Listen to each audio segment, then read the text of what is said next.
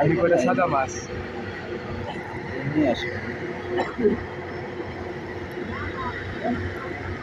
আর কত লাগবে?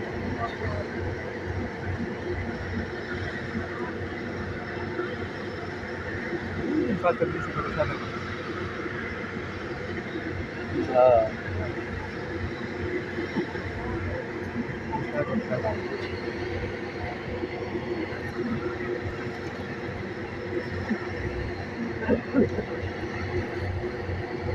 সাগরে বিভিন্ন প্রজাতির মাছ।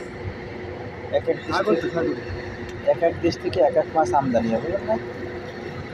বাংলাদেশে তো মনে হয় টাকি মাছ আমদানি হলো, ভারতে তো মনে করেন পুঁটি মাছ আমদানি হলো। এভাবে এভাবে করে প্রত্যেকটা দেশ থেকে এক একটা মাছ আমদানি হয়। এই মাছ দেখছি সবই মাছ।